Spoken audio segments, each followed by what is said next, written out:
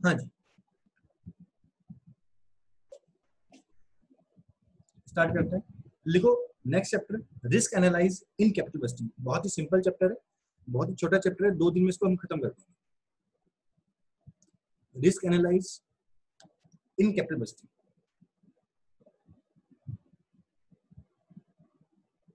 Risk analyse in capital bursting.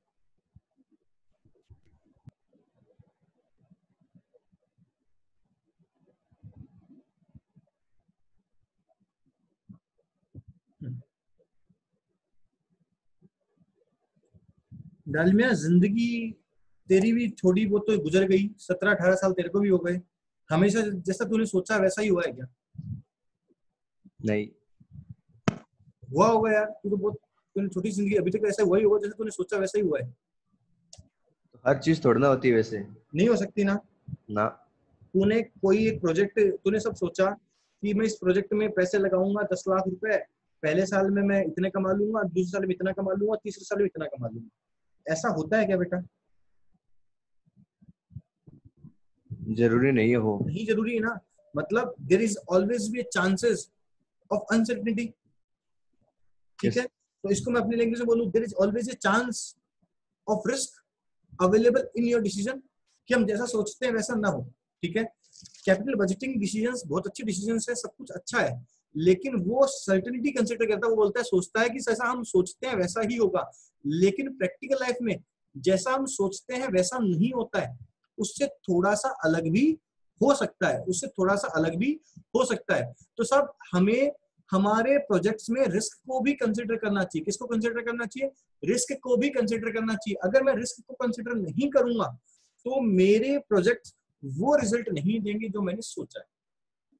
Simple सी बात है, मैंने सोचा कि साहब मेरे को पहले साल के एंड में 1 लाख मिल जाएगा, लेकिन मैंने सोचा है, लेकिन क्या 100% चांस है 1 लाख मिलने के? आंसर आएगा नहीं सर, 100% चांसेस नहीं है।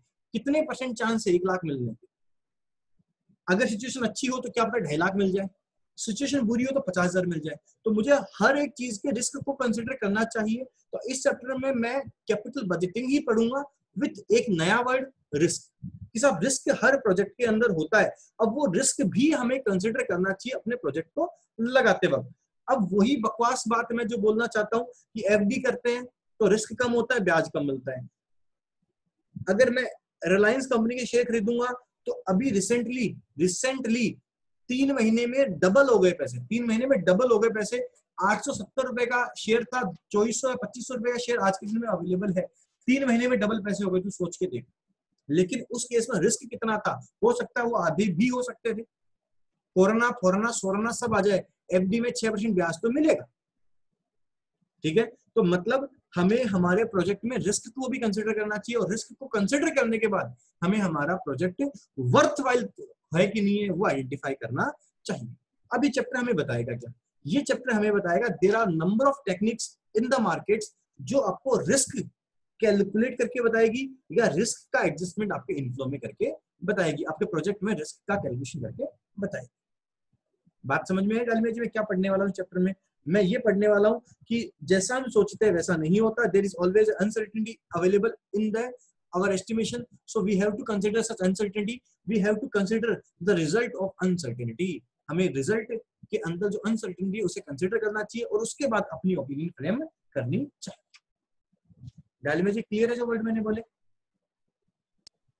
Yes sir. आवाज क्लियर आ रही है आपका?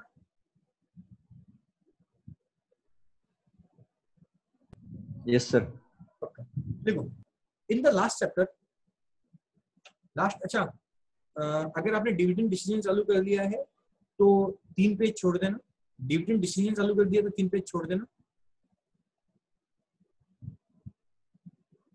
अगर आपने डिविडेंड डिसीजन चालू कर दिया तो 3 पेज छोड़ देना, और डिविडेंड डिसीजन चालू नहीं किया है तो अच्छी बात है। ठीक है ना? लिखो in this chapter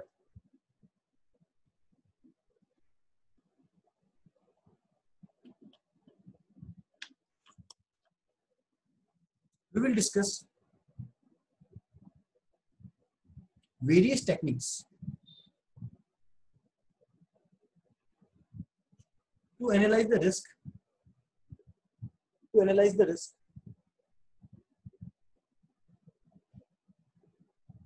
in capital budgeting decision. Sorry मैं क्या लिखा गया, सॉरी बहुत गलत लिखा दिया, सॉरी। डायलॉग में मैंने क्या लिखा है मुझे प्लीज रीडिंग कर दो, मैं पानी पी रहा था, sorry. In this chapter, we will discuss in this, various techniques to analyze the. ठीक है इन दिस लिखा है ना, ठीक है। अब लिखो नेक्स्ट लाइन में, in last year, in last chapter, in last chapter we will discuss the techniques, we will discuss techniques of capital budgeting, with the assumption that cash flow are certain,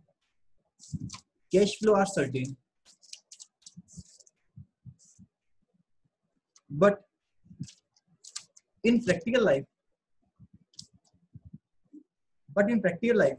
cash flow are 13 but in practical life there are number of uncertainty,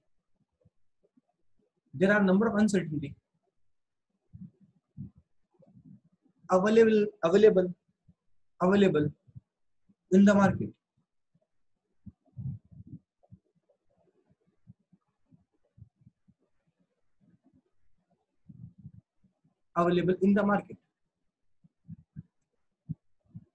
these uncertainty are known as risk, these uncertainty are known as risk,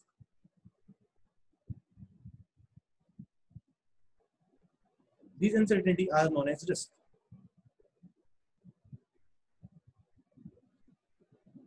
लिखो next line में, so while taking decision,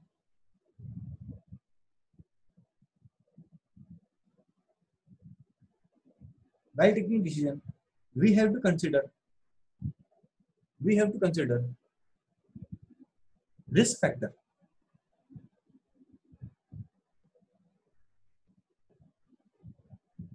ठीक है जी, ये तो हो गई theory. अब लिखो next line, in this chapter we will calculate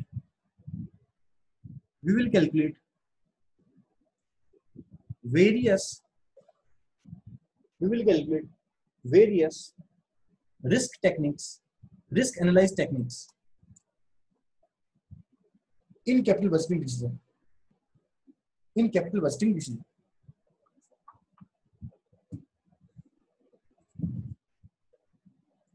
कौन सी टेक्निक्स पढ़ेंगे? लिखो फर्स्ट स्टैटिकल टेक्निक, लिख लो, स्पेलिंग देखो लिखी हुई है, statistical technique. Second conventional technique,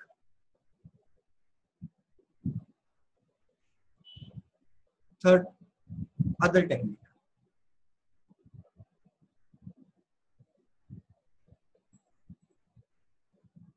अब फर्स्ट वापस लिख लो स्टैटिकल टेक्निक,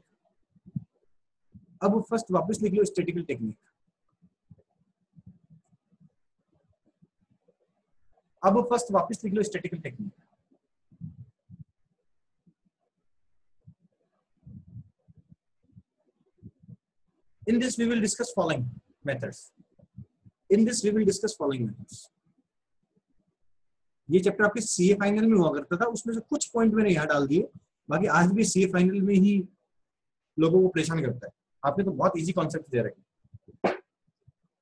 स्टैटिकल टेक्निक में कौन सी टेक्निक्स पढ़ेंगे? फर्स्ट प्रोबेबिलिटी, सब पढ़ी हुई है, डरो मत, स्टैटिक्स जैसी लेवल की नहीं है probability. Second variance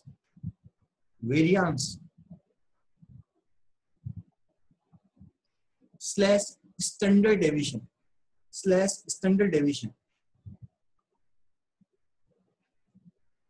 third coefficient of variance,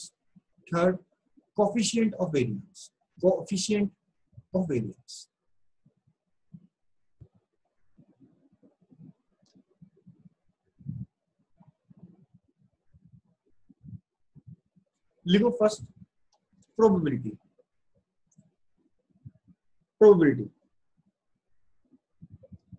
लिखो फर्स्ट प्रोबेबिलिटी।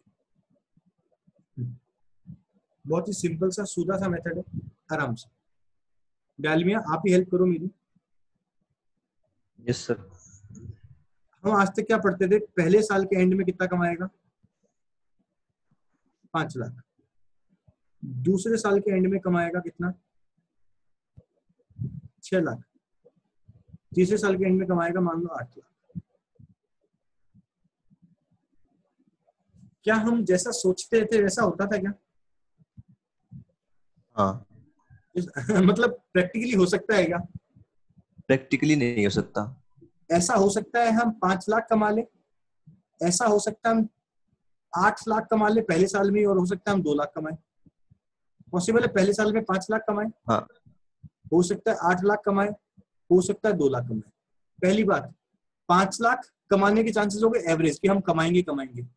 अगर मेरा बिजनेस अच्छा चल गया, इकोनॉमिकल मार्केट ने मेरे को सपोर्ट कर दिया, मोदी जी ने अच्छी नीति बनाई, तो हो सकता है 8 लाख कमा लूं, हो सकता है कोरोना आ जाए कितना कमा लूं, 2 लाख। ठीक है, तो मुझे इन तीनों की प्रोबेबिलिटी ले लेनी चाहिए, उनके हेल्प से मुझे कैलकुलेट करना चाहिए कि मेरा एवरेज इनफ्लो कितना होगा। मैं बात करूं कि साहब मेरे 5 लाख कमाने के चांसेस 60% है, 0.6% प्रोबेबिलिटी है। 8 लाख कमाने की प्रोबेबिलिटी कितनी है, 0.3 प्रोबेबिलिटी है, और इसको कमाने की प्रोबेबिलिटी कितनी है, 1। प्रोबेबिलिटी का मतलब परसेंटेज ऑफ चांसेस। ठीक है, तो मुझे मेरा इनफ्लो कितना मानना चाहिए, मुझे इन तीनों का मैंने रिस्क कंसिडर कर लिया। अभी आराम से टेक्निक है प्रोबेबिलिटी, मैंने रिस्क कैलकुलेट कर लिया कि पहले साल में अगर मैं रिस्क को कंसिडर करूं तो हो सकता है मैं कितना कमाऊं, 5 लाख है, प्रोबेबिलिटी 0.6 है, कितना कमाऊं, 3 लाख। हो सकता है 2,40,000 कमाऊं, और हो सकता है 20,000 कमाऊं।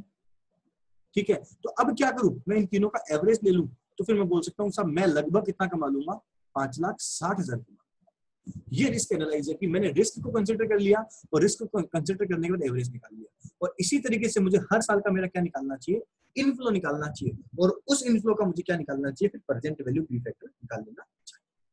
बात समझ में आया? प्रोबेबिलिटी मेथड मतलब जो भी हम कमाएंगे उसके परसेंटेज ऑफ चांसेस, हर चीज को कमाने के अलग अलग परसेंटेज होते हैं, इतना कमाने के परसेंटेज इतने होते हैं, इतना कमाने के परसेंटेज इतने होते हैं। तो साहब उनकी हेल्प से मैं कितना कमा लूंगा, that is called, that is used with the help, calculate with the help of probability.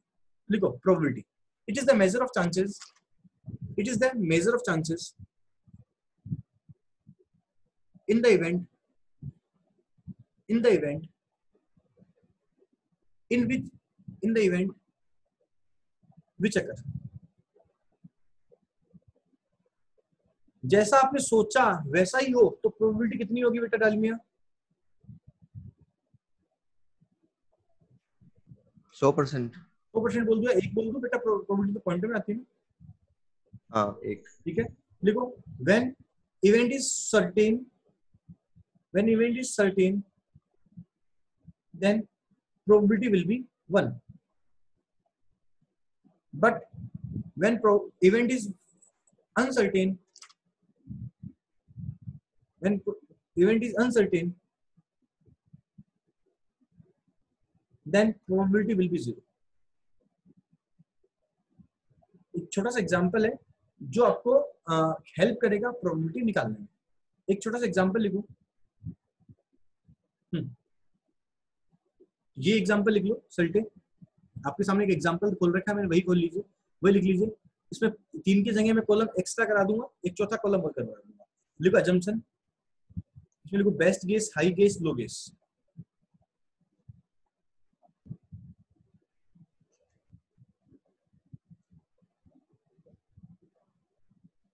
Cash inflow लिख दो 3 लाख, 2 लाख, 1 लाख 20,000। प्रोबेबिलिटी लिख लो 0.3, 0.6, 0.1। अब एक कॉलम और बना लो, estimate cash inflow, estimate cash inflow. Estimate cash inflow कितना आएगा, इन दोनों को मल्टीप्लाई कर दो, इक्वल टू लिख दो, मल्टीप्लाई कर दो, इक्वल टू लिख दो, मल्टीप्लाई कर दो, इक्वल टू लिख दो। कितना आएगा, 90,000, 120 एंड 12,000। टोटल लगा दो कितना आएगा, 90 प्लस 120 प्लस 12, कितना आ गया, 2 2 2। मतलब मैं 3 लाख भी कमा सकता था, 2 लाख भी कमा सकता था, और 1 20 भी कमा सकता था। मेरे को लगा 3 लाख तो मैं कमा ही लूंगा, लेकिन अगर मान लो और बात करें तो हो सकता है 2 लाख भी कमा लूं।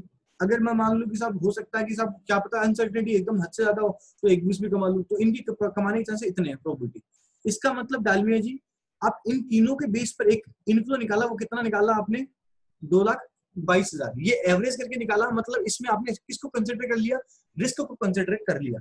अब लिखो नेक्स्ट लाइन में, इसी क्वेश्चन को कंटिन्यू करो। What will be the NPV? What will be the NPV if outflow is 1,80,000, outflow is 1,80,000 and COC is 10%, COC is 10%। हाँ, डालमिया मैं कुछ पूछ रहा हूँ, उसका रिप्लाई करना है, समझ में आया तो कि इस क्वेश्चन, ये क्वेश्चन में ये प्रोजेक्ट कितने साल का है?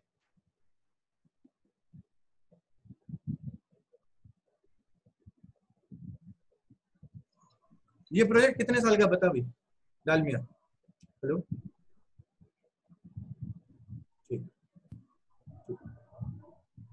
कितने साल एक का साल प्रोजेक्ट का। है? 1 साल का प्रोजेक्ट है भाई। 1 साल का ही क्यों है बता? तो नंबर ऑफ ईयर नहीं दे रखे। भाई 1 ही साल का प्रोजेक्ट है, अभी तीनों का एवरेज करके तो 1 साल का आपने इनफ्लो निकाला है। हाँ भाई 5 लाख, या फिर बोलिए पहले साल के एंड में इतना भी कमा सकता हूँ, इतना भी कमा सकता हूँ, इतना भी कमा सकता हूँ, तो 1 साल का है। तो लिखो PV of cash inflow is equal to, PV of cash inflow is equal to 2,22,000 into पहले साल का पी फैक्टर करोगे तो 909 आएगा, आप चेक कर सकते हो कितना आया, जरा देखो 909 201798 201798। और अगर एनपीवी की बात करूं तो फॉर्मूला आता है PV of cash inflow minus PV of cash outflow, 2,01,798। और आउटफ्लो मैंने कितना बताया डालमिया जी? 1,80,000। कितना आ गया? 2179।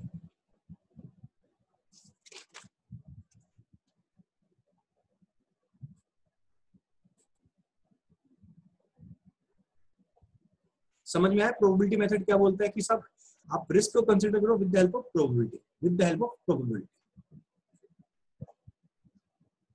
आई थिंक क्लियर हो गया, ठीक है जी। अब एक काम और करें छोटा सा बेटा डालमिया, अगर आपकी इच्छा हो तो एक एग्जांपल और कर ले। ये 1 ही साल का, अगर 3 साल का प्रोजेक्ट होगा तो क्या होगा? तो तीनों साल का भी हम वैसे ही निकाल लेंगे जैसे हमने ये निकाला है। इसका एग्जांपल को होमवर्क लगा लो, हम अपना अलग एग्जांपल लिख लेते हैं ताकि वो क्लियर हो जाए, थोड़ा सा 2 क्वेश्चन हो जाएंगे। हाँ, लिखो एग्जांपल,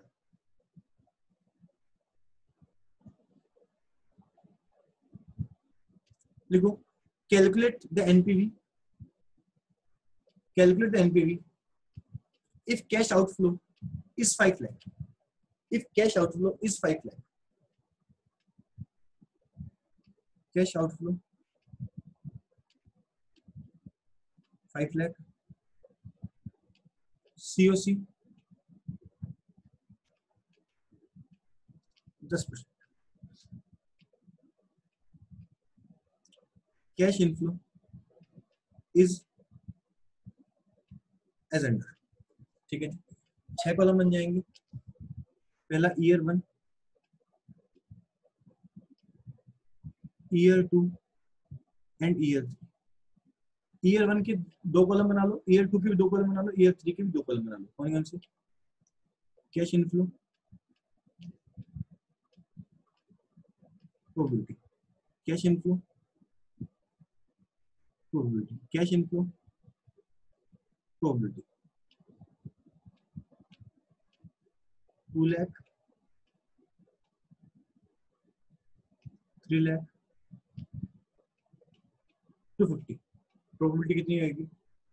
0.2, 0.3, 0.3, 0.3, 0.5। इन सबका टोटल 1 होना चाहिए। हाँ, 1 लाख, 3 लाख, 4 लाख, 0.5, 0.25, 20। इसमें कितना आएगा? 1 लाख, 150, 250, 0.3, 0.1, 0.6। ये क्वेश्चन है। अब इसके अंदर मुझे क्या निकालना है, पहले इनफ्लो निकालना पड़ेगा, लेकिन कौन सा इनफ्लो, जो रिस्क को कंसिडर करने के बाद में, ठीक है जी। और उसके बाद में हमें क्या निकालना पड़ेगा, एनपीवी निकालना पड़ेगा। डालमिया जी आपको आवाज क्लियर आ रही होगी। तो मैंने पिछले क्वेश्चन में खाली एक ईयर 1 दिया था, अब इस क्वेश्चन में कितने साल दे दिए, 3। तो तीनों का प्रोबेबिलिटी से मल्टीप्लाई करके आंसर निकाल लेंगे, एक्सपेक्टेड इनफ्लो निकाल लेंगे, ऐसा ही करेंगे। Yes sir. लेकिन इसमें 3 टेबल बनानी पड़ेगी। हाँ एक काम करूं, मैं टेबल 3 में बना के थोड़ा सा छोटे कॉलम बना लूं, 9 कॉलम बना लूं। हाँ। तो लिखो calculation of expected cash inflow, calculation of expected, format change करा रहा हूं, तरीका वही होगा। एक्सपेक्टेड कैश इनफ्लो, पहला ईयर 1, इसके 3 कॉलम बन जाएंगे, ईयर 2 के 3 कॉलम बन जाएंगे, ईयर 3 के 3 कॉलम बन जाएंगे। कौन कौन से कॉलम बन जाएंगे, पहला cash inflow, probability, expected cash inflow, ठीक है। इसके भी 3 बन जाएंगे, cash inflow, probability, expected cash inflow. इसके 3 बन जाएंगे, कैश इनफ्लो, प्रोबेबिलिटी और एक्सपेक्टेड कैश इनफ्लो। लो साहब ये कॉलम बनेंगे आपकी, अच्छी बात। पहले साल में कैश इनफ्लो कितना कितना है, 2 लाख, 3 लाख, 2.5 लाख। प्रोबेबिलिटी कितनी आई, 0.3, 0.2, 0.5, मल्टीप्लाई कर तो खत्म बात। कितना आएगा देखो, 2 लाख इंटू 0.3, 60,000, 3 लाख इंटू 0.2, कितना, 60,000, 2.5 लाख इंटू 0.5, 25,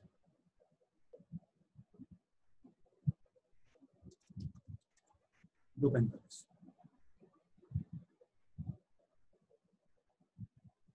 दूसरा कैश इनफ्लो कितना आएगा, 1 लाख, 3 लाख, 4 लाख। प्रोबेबिलिटी कितनी आएगी, 0.5, 0.25, 0.25। मल्टीप्लाई करो कितना आएगा, 50,000 इंटू 0.25, 75,000। और यहाँ कितना आएगा, 4 लाख इंटू 0.25, 1 लाख आ जाएगा, 1 लाख आ जाएगा। लो सर ईयर 3 की बात करें, 1 लाख, 1.5 लाख, 2.5 लाख। प्रोबेबिलिटी कितना आएगा, 0.3, 0.1, 0.6, 30,000, 15,000 और 2.5 लाख इंटू 0.6, 1.5 लाख। टोटल लगा दें कितना आ गया, 195,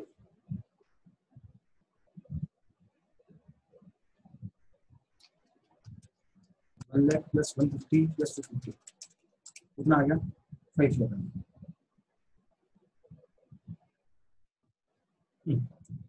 यहाँ तक बात नहीं, सर गलत कर दिएगा, सॉरी इसका निकालना टोटल।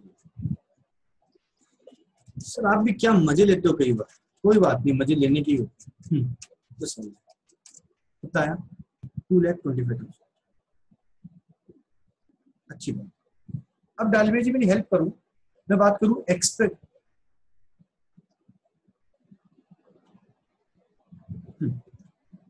अब डालमिया जी हेल्प करूं, मेरे पहले साल का एक्सपेक्टेड कैश इनफ्लो कितना आएगा, 2,45,000। दूसरे साल का इतना, तीसरे साल का इतना।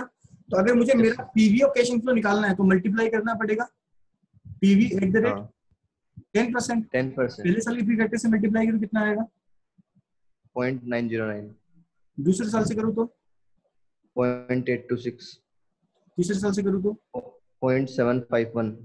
1 है क्या, ठीक है मल्टीप्लाई हाँ करो, वो 45 इंटू 0.909, 2,705, 2,25,000 इंटू 0.826 185,850 चीज 195 इंटू 0.75 146,445 टोटल लगा दो साहब कितना आ गया, ले तो एग्जैक्ट आ गया 5,55,000। ठीक है साहब, एनपीवी निकालनी है, एनपीवी निकाल दूंगा।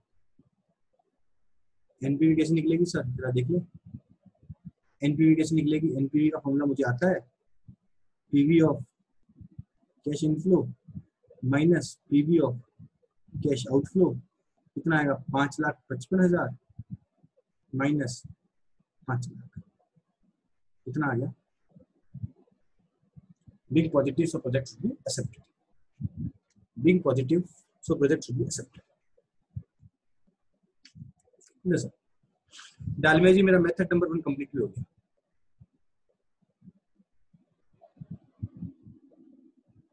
Yes sir. इलिस्ट्रेशन में होमवर्क लगा लेना, लगा दो। इलिस्ट्रेशन में होमवर्क लगा लो, 2 का होमवर्क लगा लो, 2 का होमवर्क लगा लो। 2 के में क्या पूछा इसमें,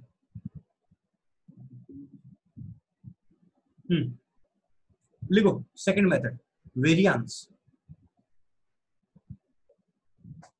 वेरिएंस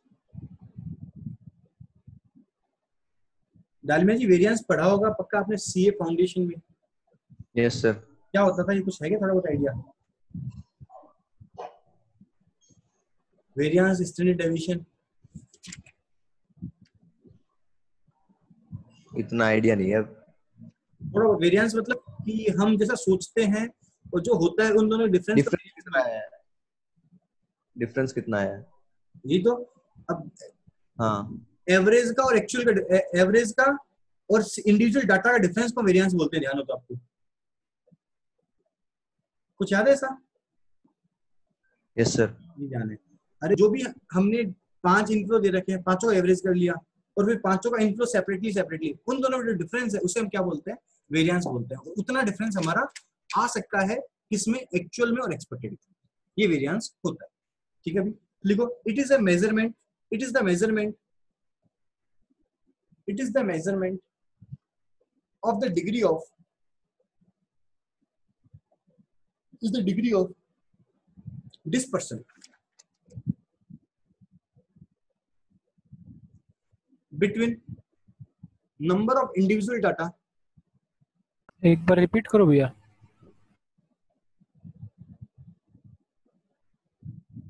ये लिख रहेगा, it is the measurement of the degree of dispersion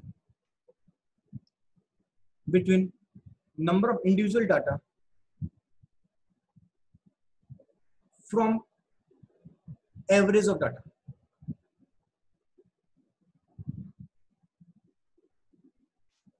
लिखो नेक्स्ट लाइन में, in simple words, in simple words,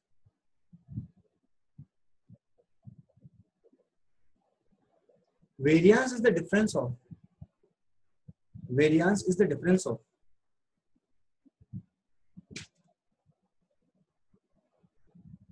average of the data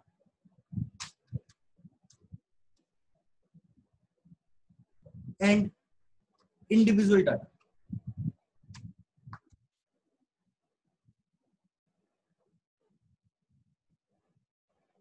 लिखो, it is calculate, it is calculate, it is calculate as under।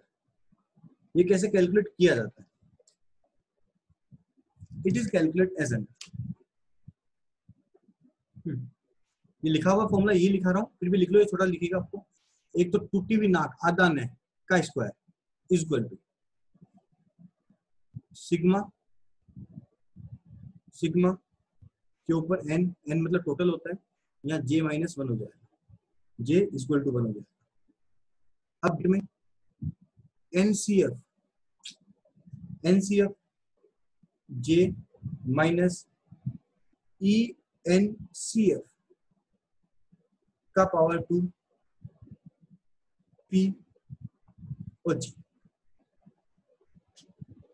लिखो अपने जो काम की चीज है वो लिखा रहा हूँ। लिखो हियर आदि सॉरी आधे न की power 2 equal to here equal to, इसका मतलब क्या होता है, इक्वल टू वेरिएंस, इसका मतलब वेरिएंस होता है। लिखो NCF equal to net cash inflow, net cash inflow slash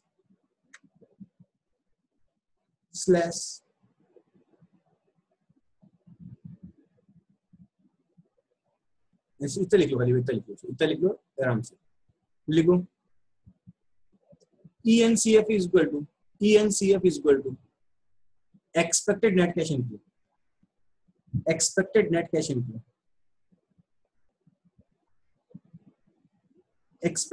inflow slash average of the cash inflow, ठीक है, average of the cash inflow.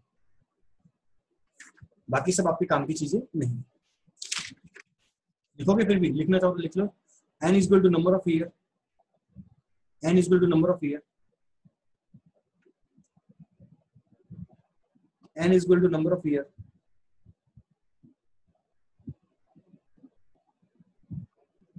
p is equal to probability, p is equal to probability, p is equal to probability। लिखो लिखो next line वापस वही लिखाऊंगा। Variance help to identify, variance help to identify the uncertainty in the cash inflow,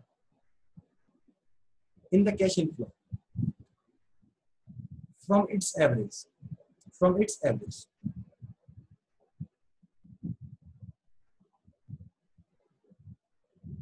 लिखो again next line में,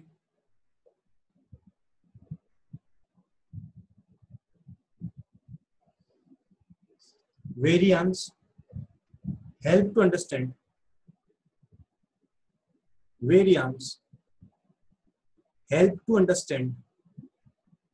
the level of risk included in the project,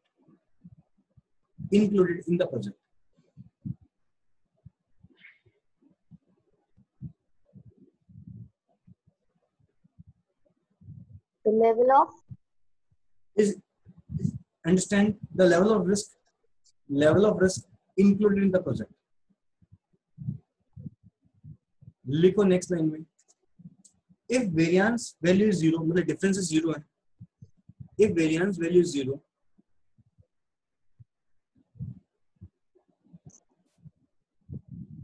if variance value is 0,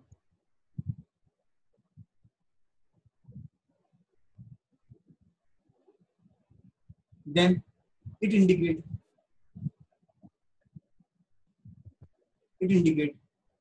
cash inflow is same as expected,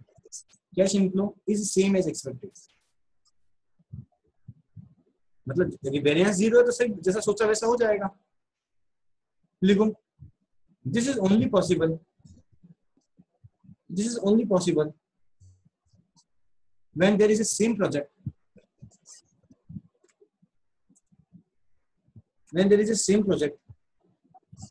previously performed by the market,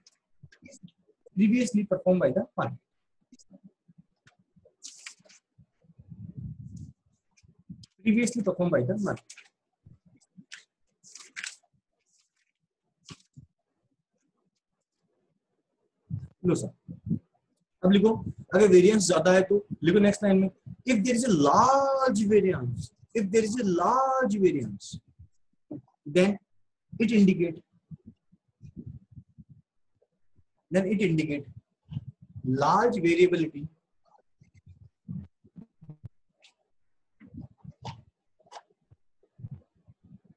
between expected cash inflow and net cash inflow,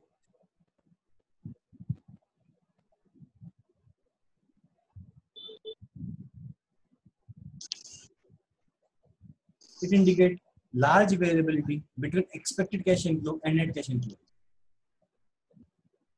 It is only happen when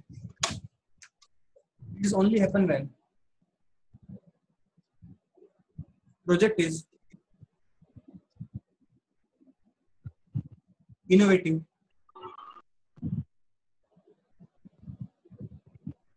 and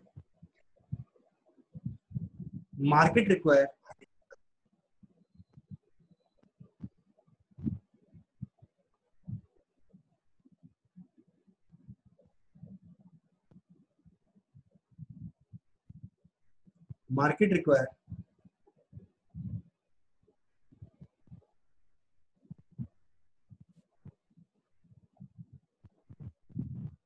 certain time to frame its opinion.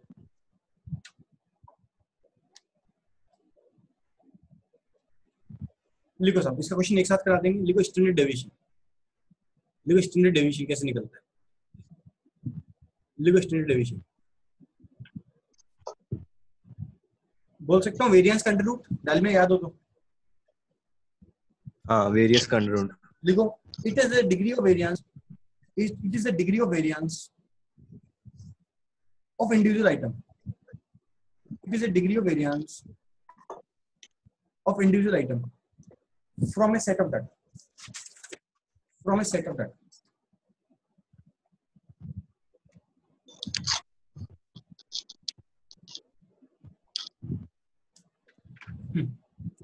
लिखो formula. Standard deviation is equal to variance control.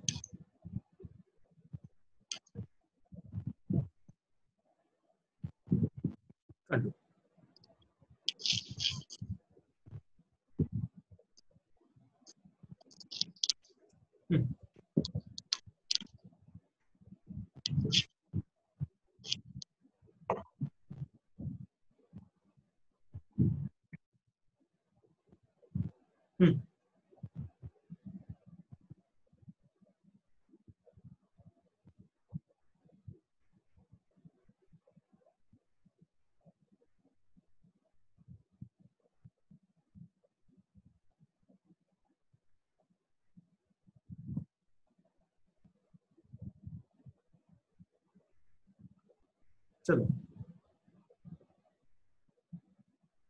ये बात हो गई. अब एक example कर लें. लिखो calculation of expected net cash inflow. Calculation of expected net cash inflow.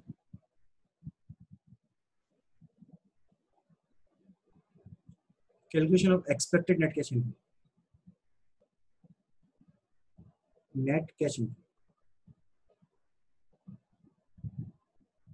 Expected net cash inflow. दो प्रोजेक्ट है. Calculation of expected net cash inflow.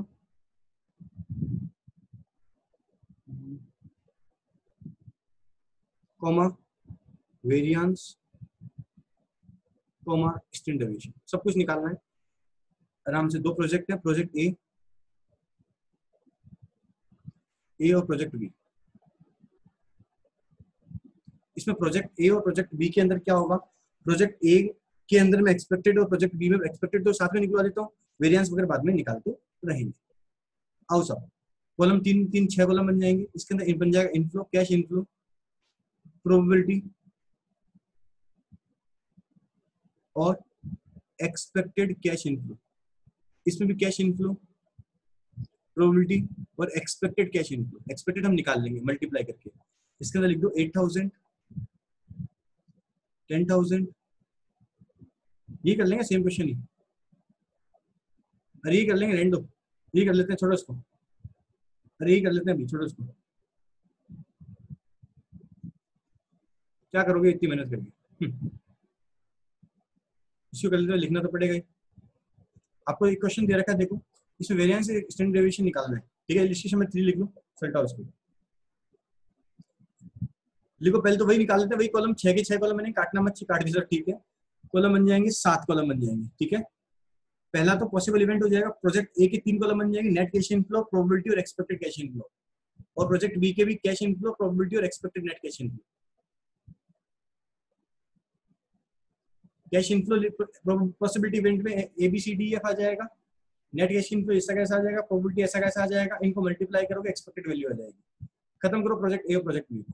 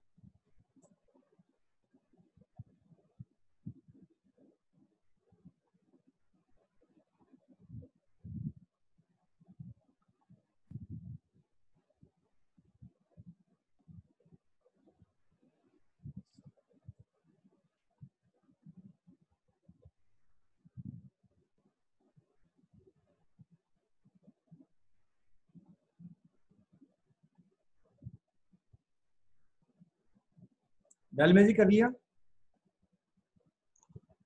Expected net cash inflow निकाल लिया। डाले दोनों का निकाल लिया? हाँ 12,000 और 16,000। पक्का? कोई तकलीफ नहीं है। अब आराम से समझना सोचना, मैं लिखा रहा हूँ। अब लिखो variance of project, variance of project, variance project. पहले वेरिएंस का फॉर्मूला लिख लो, इज इक्वल टू टोटल होता है j इज इक्वल टू 1 ऊपर n आ जाएगा NCF माइनस ENCF और पावर 2 PJ। आराम से बेटा NCF कौन सा है आराम से बताना। नेट कैश इनफ्लो 8,000 है या तेरा 16,000 निकला, 12,000 निकला ना तेरा? ये बता पहले प्रोजेक्ट ए में पॉसिबिलिटी इवेंट 1 में नेट कैश इनफ्लो 8,000 है कि 12,000 है बेटा? 8,000। 8,000 एक्सपेक्टेड को एवरेज क्यों बोला? आपने एवरेज से तो किया मल्टीप्लाई करके, वेटेड एवरेज से तो किया। तो देख यहाँ पर क्या होएगा, आराम से समझ। N2 इज इक्वल टू, आराम से बेटा पहले का एकदम शांति से, नेट कैश इनफ्लो 8,000 है ना, 8,000 माइनस 12,000 की पावर 2 इनटू प्रोबेबिलिटी P मतलब प्रोबेबिलिटी कितनी है 0.1 प्लस E मतलब टोटल होता है। अब दूसरे पॉसिबिलिटी में 10,000 माइनस 12,000 की पावर 2 इनटू कितनी प्रोबेबिलिटी है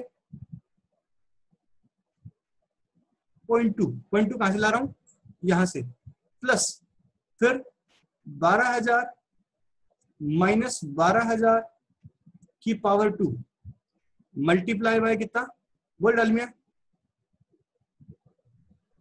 0.4 0.4 प्लस 14,000 माइनस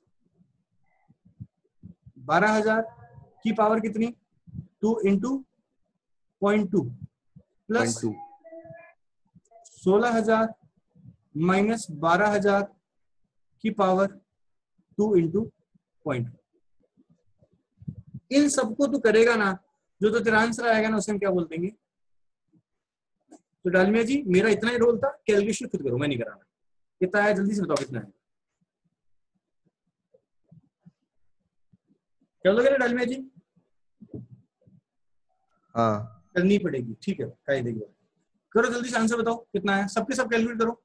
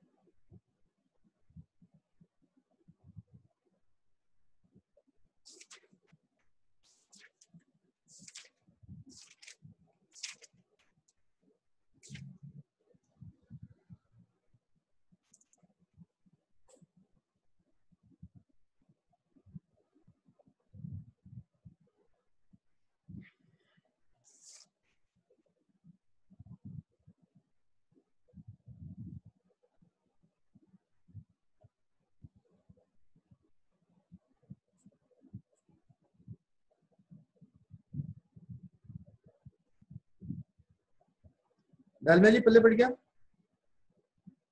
कितना है डालमिया जी? Yes sir. कितना है? 48 लाख। किस किस का नहीं है 48 लाख? झूठ मत बोलना प्लीज। किस किस का 48 लाख नहीं है? Please tell me.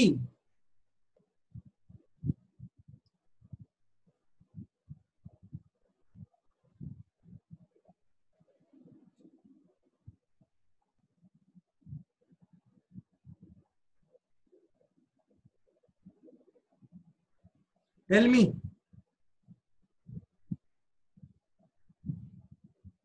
सबका आ गया? चलो जी, एक मैसेज तो आया है। किसका आया है, किसका आया है, किसका आया है? आ गया सब लड़की का। अब इसका एचडी भी निकाल दो चलते, इसका एक्सटेंड डिविजन निकाल दो। इसका एक्सटेंड डिविजन कितना आएगा 48 लाख का? अंडर रूट कितना आएगा जरा देखो।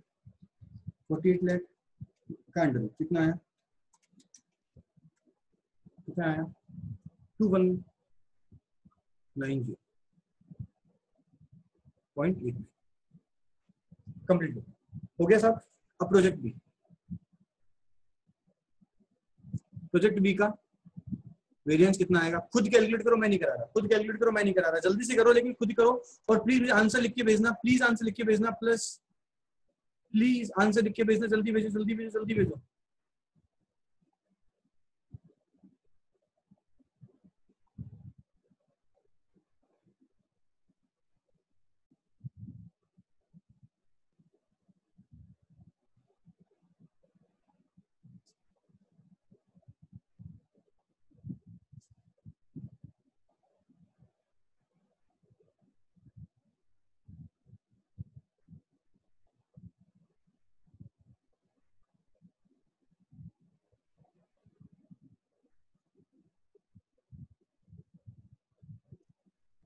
अंकिता, अंतिमा, दिव्या, सोनी, दिव्या गोयल, साक्षी, सबके रिप्लाई आने चाहिए। मजा आएगा।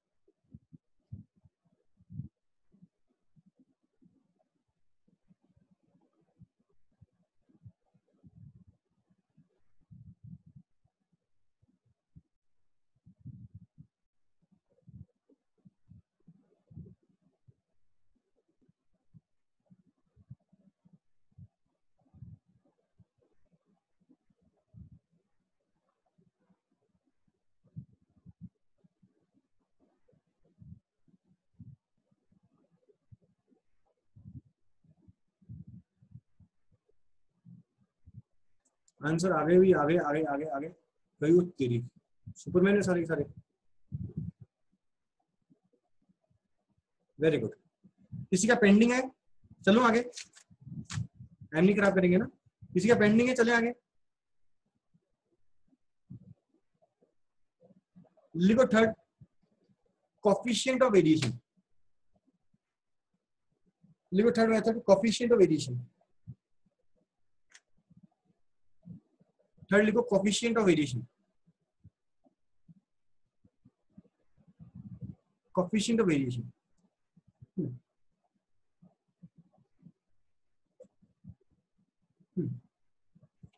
Dalmia ji help me. Standard deviation define the risk. Simple language बोल दो। हाँ ठीक है, इस कंपनी में रिस्क कितना है? ठीक है, जिसमें जितना स्टैंडर्ड डेविएशन उतना ज्यादा रिस्क। सिंपल लैंग्वेज में बोले दो। Yes sir. ठीक है, एक कंपनी में स्टैंडर्ड डेविएशन आया 2190। पता है इस कंपनी में रिस्क ज्यादा है कि कम? तो किसी से कंपेयर करें तभी पता चलेगा। कंपेयर करोगे तभी पता चलेगा ना। तो कंपेयर नहीं कर सकते साहब, और कंपेयर इस तरीके से भी नहीं कर सकते 2900। क्यों? क्योंकि दोनों कंपनी का कैश फ्लो अलग अलग होगा, दोनों कंपनी की अर्निंग अलग अलग होगी, तो इन दोनों कंपेयर नहीं कर सकते। तो दो कंपनीज को कंपेयर करना है तो उसके लिए हम क्या यूज में लेते हैं? कोफिशिएंट ऑफ, क्या यूज में लेते हैं? कोफिशिएंट ऑफ वेरिएशन यूज में लेते हैं। ठीक है जी, लिखो standard deviation. Standard deviation is the useful measure. Standard deviation is the useful measure for calculating risk. For calculating risk in capital budgeting decision. Repeat करो भैया. Standard deviation is the useful measure. Standard deviation is the useful measure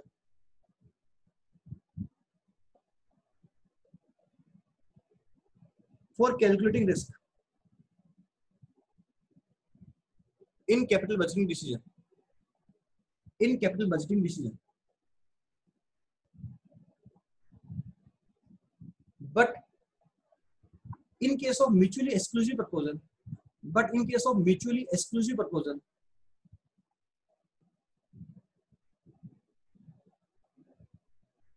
there is a problem.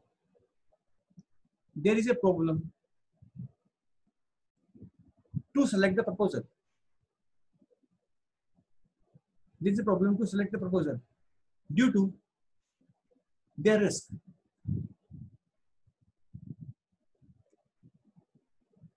So to overcome this problem,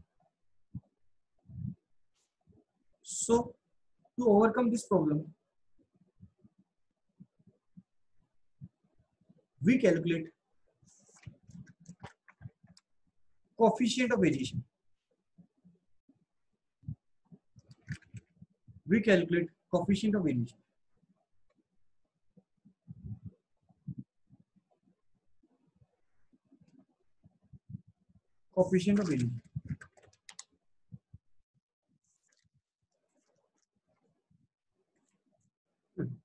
formula क्या होगा coefficient of variation का?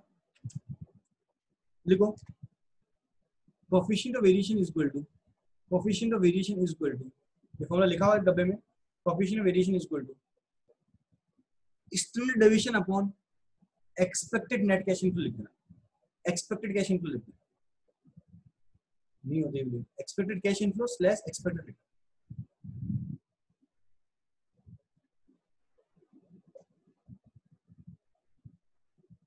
जिसमें risk कम हम उसे accept करेंगे, जिसमें रिस्क कम उसे एक्सेप्ट करेंगे.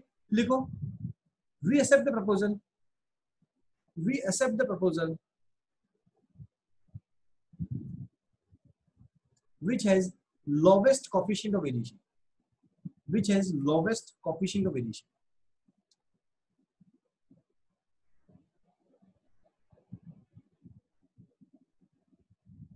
एग्जाम्पल लिख लो बॉस. लिखो calculate coefficient of variation in above example. ऊपर वाला एग्जांपल भी कर लो. Calculate coefficient of variation in above example.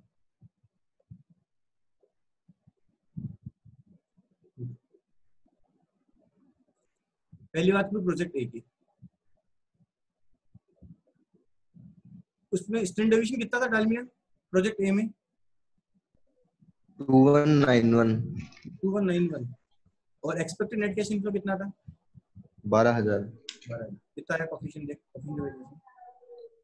0.182. Project B की बात कर. 4195 divided by 16,000. 0.262. अब दो प्रोजेक्ट हैं, बोल कौन सा प्रोजेक्ट एक्सेप्ट करेगा? लिखो project A should be accepted.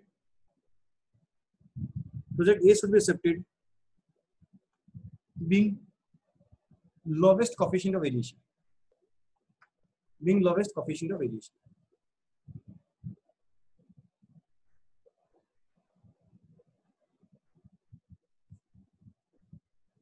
चार का होमवर्क है, लिख लो. 4 का होमवर्क है.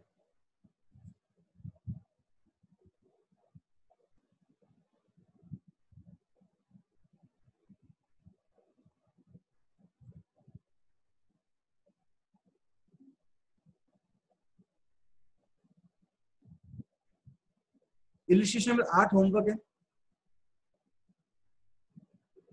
8 का नहीं है, सॉरी 8 का नहीं है. 9 का होमवर्क है. इलिस्ट्रेशन में 9 का होमवर्क है.